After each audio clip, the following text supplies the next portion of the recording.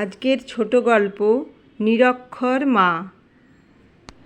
এক মধ্যবিত্ত পরিবারের ছেলে মাধ্যমিক পরীক্ষায় 95% নম্বর পেয়েছে। বাবা মার্কশিট হাতে নিয়ে আনন্দে চেঁচিয়ে বললেন, ওগো শুনছো, পায়েস বানাও, তোমার ছেলে মাধ্যমিকে 95% নাম্বার পেয়েছে। মা রান্নাঘর থেকে দৌড়ে এসে বললেন, কি বললে, আমাকে দেখাও। ছেলে মাঝখান থেকে বলে উঠল, বাবা, মাকে রেজাল্ট দেখিয়ে কি হবে? মা কি পড়াশোনা জানে? মা তো আঙুল ছাপ দেয়, মার্কশিট পড়তেই পারবে না। মায়ের চোখ ভিজে উঠল। আঁচল ঢাকা দিয়ে রান্নাঘরে চলে গেলেন পায়েস রান্না করতে। ছেলের কথা শুনে বাবা বললেন, হ্যাঁ রে, এটা ঠিক যে তোর মা পড়তে পারে না, আর এটাও ঠিক যে তুই যখন তোর মায়ের গর্ভে, সেই সময় তোর মা দুধ খেতে পছন্দ না করা সত্ত্বেও তুই যাতে সুস্থ থাকিস তাই 9 মাস প্রতিদিন দুধ খেয়েছে, শুধুমাত্র তোরই জন্য, কারণ ও নিরক্ষর ছিল।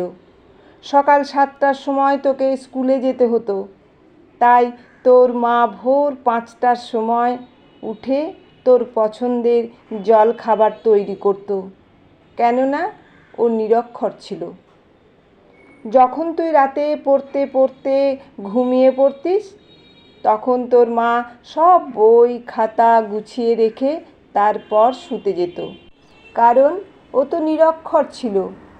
তোকে ভালো ড্রেস জুতো কিনে দেওয়ার জন্য আমাকে জোর করত, আর নিজে 2টো শাড়িতে বছর পার করে দিত, কেননা ও নিরক্ষর ছিল। তোর মা ভালো ভালো খাবার বানিয়ে তোকে আর আমাকে খাইয়ে দিয়ে নিজে যা হোক কিছু একটা খেয়ে নিত, কারণ তোর মা নিরক্ষর ছিল। এই কাগজের টুকরোটাতে তুই যে নম্বর পেয়েছিস, সেটা তোর মায়ের দান, জেনে রাখিস।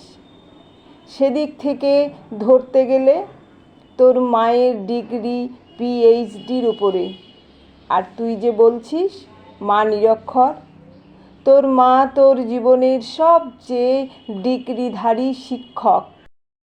যা, মায়ের পা ধরে ক্ষমা চেয়ে আয়। ছেলে বুঝতে পারল সে কত বড় অন্যায় করেছে, মায়ের বুকে কতটা আঘাত দিয়েছে। সে কাঁদতে কাঁদতে রান্নাঘরের দিকে গেল। অনেক সন্তানই নিজের মা বাবাকে অপমান করে, ছোট ছোট কারণে রাগ দেখায়, অভদ্র ভাষা ব্যবহার করে তাদের সাথে। সন্তানদের একবার ভেবে দেখা উচিত মা বাবা তাদের জন্য কতটা কষ্ট সহ্য করে, নিজেদের জীবনে কতটা আত্মত্যাগ করে সন্তানকে মানুষের মতো করে তোলার চেষ্টা করেন।